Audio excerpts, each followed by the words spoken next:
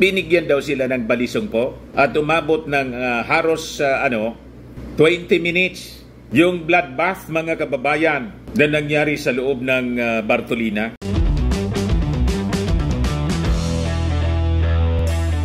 Ito naman po yung bago naming product na binibenta online. iGlow Serum, whitening po siya. Tingnan ninyo yung epekto sa aking anak na architect before and now. Yung mga inquiries po ninyo, dumiretso na lang kayo sa kanyang Facebook account, Riz Maravillas. Napanood ninyo, mga kababayan, yung Quad Committee hearing kanina ng Congress, nakakapanindig balahibo, mga kababayan, yung naging revelasyon ng dalawang inmates. Ayan po, mga kababayan, pag pinanood mo ng full, para kang nanonood ng isang horror movie ng karakter, mga kababayan, main character, ay isang psychopath. Yung krimen, mga kababayan, na nagawa, it is almost unbelievable na magawa ng isang presidente. Iniisip ko nga, di kaya ikako pinoses ng evil spirit po yung dating Pangulo na nagawa ang ganong kahindik-hindik na krimen. Yung drug war po, yung EJK nang tinarget mga drug lords na nasa loob na, mga kababayan, ng penal colony ng Davao. Ang description po sa testimony, ginawaan niyang dinuguan. Yan ginawang dinuguan. 2 inmates link ex-President Duterte to Davao prison bloodbath. It is mind-boggling, sickening, mga kababayan, yung testimony. Ako, theory ko, mga kababayan, with all these testimonies na nagdidiin sa dating Pangulong Digong, although hindi man niya po tinatago noon, na yung utos niya, kill, na nagresulta po sa almost close to 30,000 na mga biktima. Ako, I think, with all this revelation po ng mga witnesses dito sa sinasagawang Quad Committee hearing ng War on Drugs, pati yung Pogo at AJK, baka biglang magbago po yung this will put pressure sa ating Pangulong Bongbong Marcos at magbago yung posisyon niya sa ICC. Pwedeng magkamali ako, pero I think baka kung hindi man tayo bumalik sa ICC po, yung sword of Damocles bitiwan na po ng ating Pangulong Bongbong Marcos.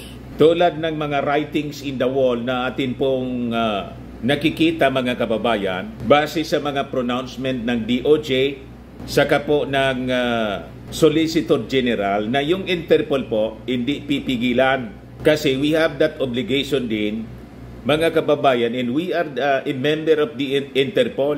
Lalo pa, mga kababayan, na yung mga Duterte, nag-intensify sila, lalo na po si Inday, nag-intensify sila ng mga black propaganda laban sa administrasyon ng ating Pangulong Bongbong Marcos. So ito, mga readings ko po, pwedeng magkamali ako, pwede din po na tumama tayo sa ating theory. O ngayon, ibigay ko muna sa inyo yung istorya. Sabi dito sa balita ng Manila Bulletin, ginawang dinuguan, 2 inmates link ex-President Duterte to killing of 3 Chinese drug lords in prison. Madaling sabi po, nagsiserve na ng sentensya yung mga Chinese drug lords, pinapatay pa ng dating Pangulong Digong. Yan ang ibig sabihin dito sa kwento, based, mga kababayan, sa revelasyon ng dalawang inmates. It is a damning revelation sa ginawa ng dating Pangulong Digong. So nangyari ito, sabi rito, yung pagpatay sa loob mismo ng maximum security facility ng Davao Prison and Penal Farm sa Davao del Norte. So sabi rito, congrats Superintendent Padilla, job well done. Pero grabe yung ginawa, dinuguan. It was a bloodbath. With these words, inmate Leopoldo Tan Jr. implicated former President Rodrigo Duterte in the August 2016 killings of 3 convicted Chinese drug lords sa loob mismo ng maximum security facility ng Davao Prison sa Davao Prison and Penal Farm sa Davao del Norte. So sabi dito sa balita, Tan along with fellow inmate Fernando Andy Magdadaro appeared as witnesses kanina before the House Quad Committee hearing. The particular hearing focused on the alleged extrajudicial killing na nangyari during the previous Duterte administration, which is known for its bloody war on drugs. Kung last week mga kababayan, last Monday yata yun na testimony ni Jimmy Goban, yung dating Bureau of Customs agent po, isinabit yung asawa ni Inday na si Mansa Carpio sa si Pulong Duterte, then Michael Yang, economic advisor po ni Digong, sa smuggling ng 3.6 billion ng shabu na nagkapalaman sa magnetic lifter. Ngayon yung focus ng investigasyon sa AJK naman po. At ang isinabit na ng witness ng Congress, Quad Committee, mismo ng Digong. So talaga pong nakakapanindig balahibo yung naging revelasyon.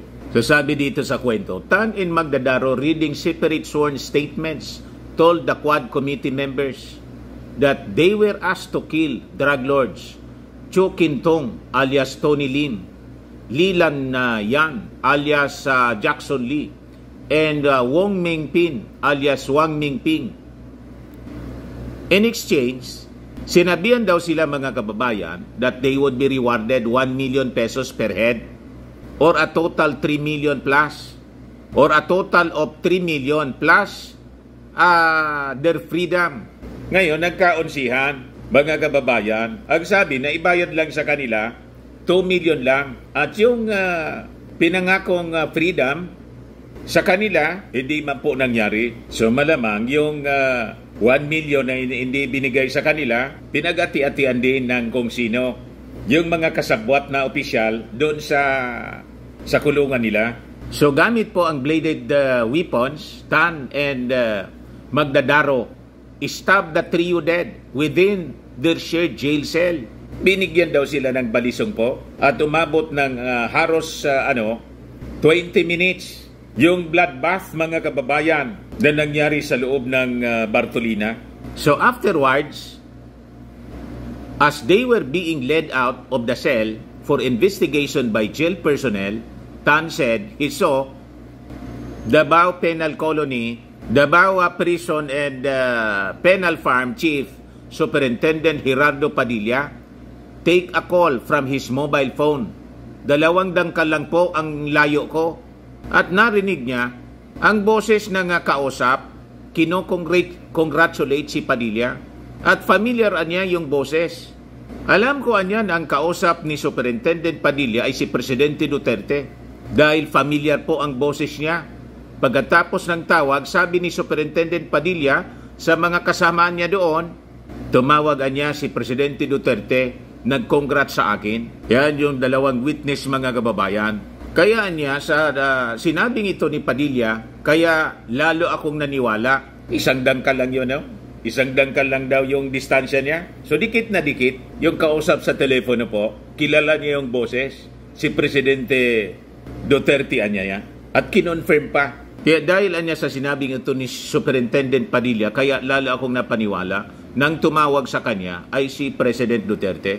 Sabi po ni Tan. Tinanong si Tan ng mga congressmen, bakit ka niya nakulong? Ano yung kaso mo? Violation daw ng Republic Act number 9165 o the Comprehensive Dangerous Drugs Act of 2002. Tapos, binisita daw siya ng kanyang classmate kasi na si SPO4 Arthur Narsolis at inoferan siya ng trabaho. Iyon ang trabaho, yung pagpatay doon sa mga drug lords.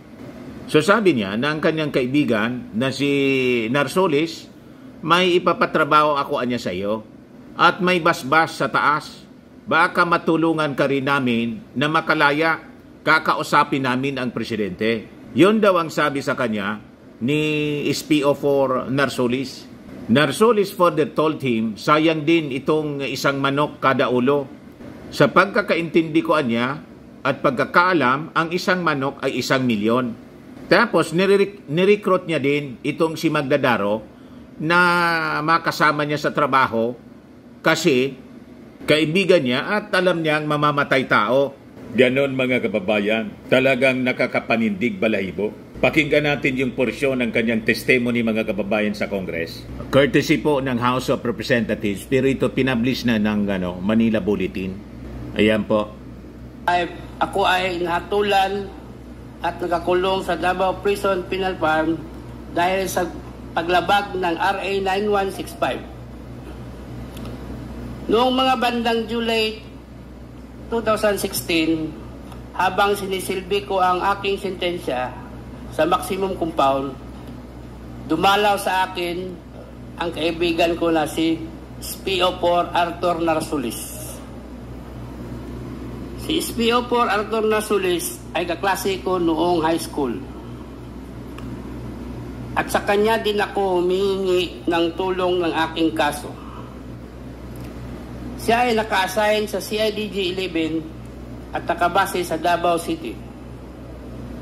At boss niya si Colonel Edelberto Leonardo, Regional Chief ng CIDG 11 Davao City, at Lieutenant Colonel Regina Garma.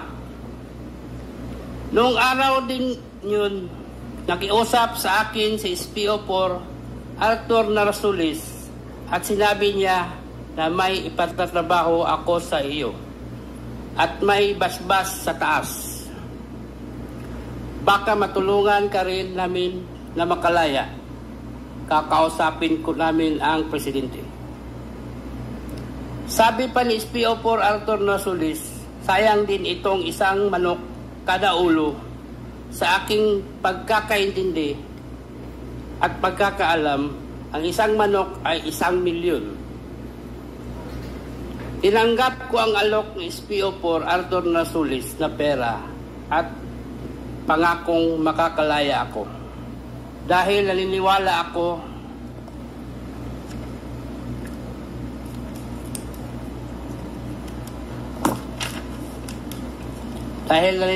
ako sa kapasidad at kakayahan ng boss niya na si Colonel Edelberto Leonardo na matutupad nila ang kanilang pangako dahil sa malakas sila sa taas.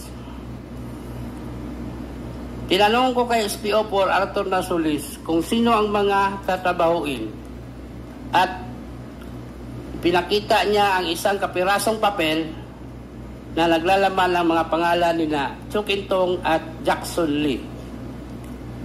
At sinabi pa ni SPO4 Arthur Narsulis na 3 sila, ngunit yung isa na may pangalan na Peter Wang ay darating mamayang gabi dahil manggagaling siya sa ibang kolonya.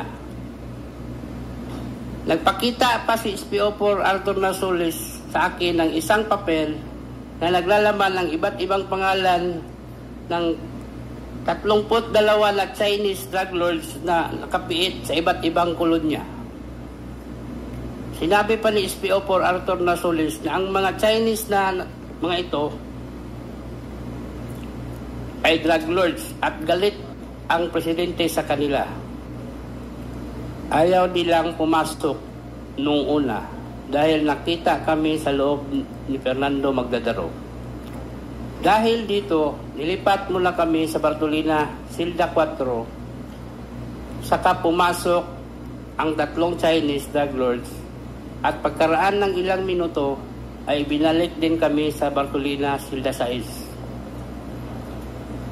Noong August 13 ng gabi, pinagsasaksak na namin yung 3 Chinese drug lords. Ginamit ko ang korta at pagsaksak at si Fernando Magdadaro naman ay gumamit ng 29 balisong sa pagsaksak. Ang korta at 29 balisong na nagamit ng palaksak na binigay ni Leo Pinkian isang araw bago yung insidente. Si Leo Pinkian ay mayor ng Bartolina. Napag-usapan namin ni Fernando Magdadaro na sabay naming sasaksakin yung 3 Chinese drug lords, kaya pinagsasasak niya si Chukintong habang pinagsasak ko naman si Peter Wang. Pagkatapos sumunod na pinagsasaksak ni Fernando Magdadaro si Jackson Lee. Pagkatapos ng insidente ng pagpatay sa 3 Chinese drug lords, nilagyan ni Fernando Magdadaro ng malong yung rehas ng Bartolina, Silda Sais, para hindi makita ang duguan ng katawan ng tatlong Chinese drug lords. Pagkatapos ay dumating si Superintendent Gerardo Padilla sa Bartolina, Silda Sais, at sinabi niya na, anong ginamit ninyo?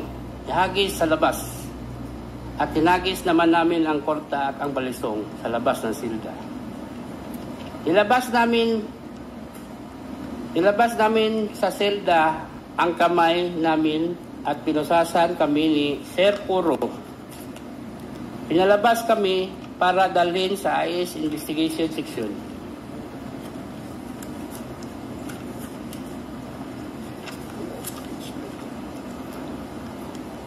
Habang naglalakad kami papuntang Investigation Section, tumunog ang cellphone ni Superintendent Padilla. Nakita ko na pinindot ni Superintendent Padilla ang kanyang cellphone. Nadinig ko na sinabi nung tumawag kay Superintendent Padilla, "Congrats Superintendent Padilla, job well done." Pero grabe yung ginawang dinuguan.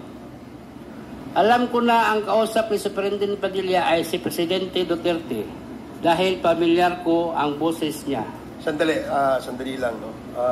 Teka muna, medyo seryoso yung sinabi mo eh. Pinaninindigan mo ba yan? Opo, sir. Pwede bang ulitin mo kung ano yung sinabi mo?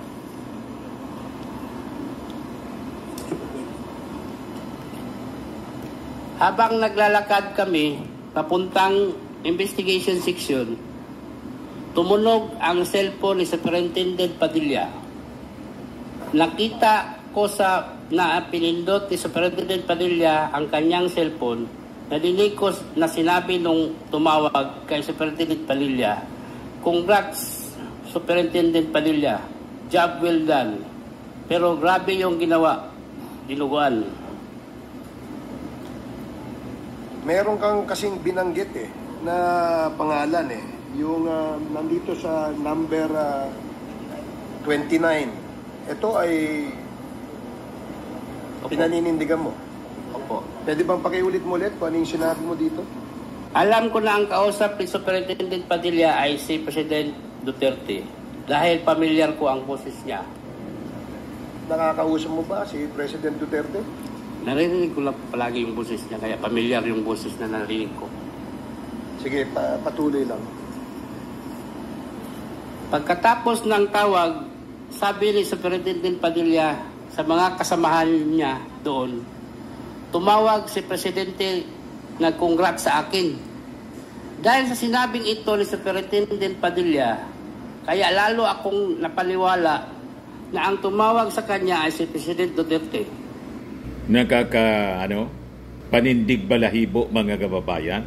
O ngayon, sa pagtatanong, interpellation mga kababayan, clarify pa ito, inulit ni Congressman Dong Gonzales. Kasi imagine, yung inimplicate po, yung dating Pangulong Digong mismo, lumalabas, siya po ang mastermind. Siya mismo yung nag-utos. Yun yung sabi ng witness. Pakinggan natin yung interpellation po. Thank you, Mr. Chairman. At sa mga kasama mong chairman sa Quadcom. Ang aking tanong po, hindi po ako dating nagtatanong, pero gusto ko lang pong tanungin. Mr. Tan, pwede ba kitang tawagan na tata? Opo, Your Honor. Sa binasa mong salaysay, sa pahina 5, numero 28, 29 at 30, sa number na 28, 29 at 30 ng iyong affidavit, nakakagulat ang mga sinabi mo, tata. Baka lang kako naman nagkamali ka ng basa, namali ka ng basa. Pwede mo bang basahin ulit ng malakas at malinaw yung number 28, 29 at 30? Mr. Chairman, tata.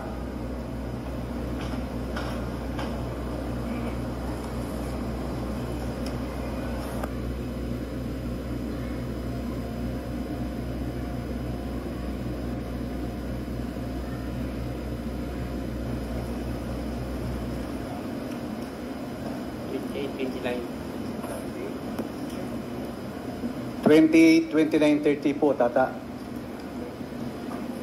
Habang naglalakad kami papuntang investigation section, tumunog ang cellphone ni Superintendent Padilla. Nakita ko na pinindot ni Superintendent Padilla ang kanyang cellphone. Nadinig ko na sinabi nung tumawag kay Superintendent Padilla, "Congrats, Superintendent Padilla. Job well done." Pero grabe yung ginawa, dinuguan. Alam ko na ang kausap ni Superintendent Padilla ay si Presidente Duterte dahil pamilyar ko ang boses niya. Pagkatapos ng tawag, sabi ni Superintendent Padilla sa mga kasamahan niya doon, tumawag si Presidente Duterte, nag-congrats sa akin. Dahil sa sinabing ito ni Superintendent Padilla, kaya lalo akong napaniwala na ang tumawag sa kanya ay si President Duterte. Mr. Chairman, Tata, hindi lang po sa buong Pilipinas na naririnig kayo at napapadood, kundi buong mundo sa oras na ito. Uulitin ko po sa iyo. Baka po namali tayo ng dinig. Basahin ko po ulit sa inyo. Number 28. Habang naglalakad kami papuntang investigation section, tumunog ang cellphone ni Superintendent Padilla. Nakita ko na pinindot ni Superintendent Padilla ang kanyang cellphone. Nadinig ko na sinabi nung tumawag kay Superintendent Padilla, "Congrats, Superintendent Padilla. Job well done." Pero grabe yung ginawang dinuguan. Number 29. Alam ko na ang kausap ni Superintendent Padilla ay si Presidente Duterte dahil pamilyar ko ang boses niya. Numero 30, number 30. Pagkatapos ng tawag, sabi ni Superintendent Padilla sa mga kasamahan niya doon, tumawag si Presidente, nag-congrats sa akin dahil sa sinabi nito ni Superintendent Padilla, kaya lalo akong napaniwala na ang tumawag sa kanya ay si Presidente Duterte. Tata, sigurado po ba kayo ang boses ni dating President Duterte, yun ang narinig mo habang kayo'y naglalakad? Opo, Your Honor. Mr. Chairman, wala na po akong itatanong kung hindi in this light of this very serious and sensitive development, may I move in the interest of fairness, may I move to invite the former President to hear his side on this matter. I rest my case, Mr. Chairman. Thank you, Senior Deputy Speaker Gonzales. There is a motion to invite the former President to shed light on the issue raised before this committee in the spirit of fairness. Is there any second? Duly seconded, and hearing no objection, the motion is carried. So, tinitingnan ko mga kababayan yung mga balita ngayon. Wala pang mga developments. Kung yung dating Pangulong Digong ay may reactions na as he is implicated dito po sa karumaldumal, kahindik-hindik, napakaseryosong revelasyon na siya mismo yung itinuturo bilang nag-utos sa bloodbath mga kababayan na nangyari sa loob mismo ng Davao Prison and Penal Farm. Si Padilla tapos si Narsoles kasama sa mga pinaimbitahan mga kababayan ng Quad Committee. Di ano niya, Mr. Maravillas, ang masasabi mo? Yun na nga po.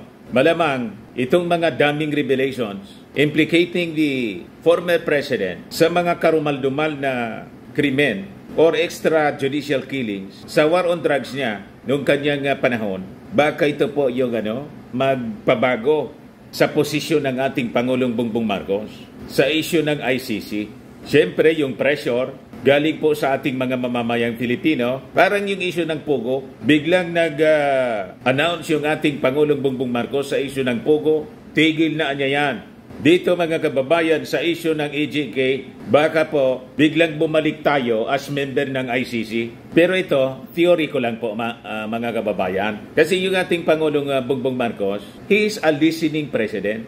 Nakikinig siya sa popular clamor ng ating mga mamamayang Pilipino. Lalo pa mga kababayan, ayaw siyang tantanan ng mga Duterte, mismo ng si Inday, ang nag-intensify ng mga propaganda laban sa kanyang pamahalaan. At seryoso po ang threat ng destabilization laban sa kanyang administrasyon. So with that, baka yung sword of Damocles, bitawan na po ng ating Pangulong Bongbong. Sa mga naghanap ng malinis and spacious fitness gym, pumunta lang po kayo sa aming Colossal Fitness Gym. We also offer Grab Car Rental with our brand new 2023 model ng Toyota Innova. We also accept booking for those who are planning to travel via PAL, Cebu Pacific, and other airline companies, local and international, and bills payment for Meralco bills, PLDT, etc. Ang Colossal Fitness Gym is located at 3rd floor, Security Bank Building, Landco Business Park, Legazpi City, Albay. For inquiries, look for Gilon Maravillas. Contact number 0966-802-0949. Yan ang aming Innova. Lagi na pong matao sa amin. Pati mga foreigners po, mga British tourists po sila. Ito mga taga Denmark. Ito India National. Ito naman yung bagong product naming binibenta online. iGlow Serum. Whitening po siya galing South Korea. Tingnan ninyo epekto sa aking anak na architect entrepreneur. Sa mga inquiries ninyo, dumiretso na lang kayo sa kanyang messenger, Riz Maravillas on FB. Ito naman po, Fairmax Firming and Lifting Cream, pinapay po sa mga pulses and affected area. Mainam po ito sa mga pains at paninigas na mga kaso-kasuan. Ito naman po, Automax Radiant Serum. Sa mukha naman yung application, anti-aging po siya. You will look 10 years younger than your age. Sa mga cancer patients, try nyo po itong Ningxia Red Mixed Fruit Drink. Hindi man po siya gamot, food supplement siya. Kaya lang, gawa siya sa goji berry. Yung goji berry po, may anti-cancer properties. Yung mga inquiries ninyo, dumiretso na lang kayo sa aming messenger sa Facebook para masagot namin agad. Ayos pa? Ako po si Dante Maravillas. Bye-bye. God bless.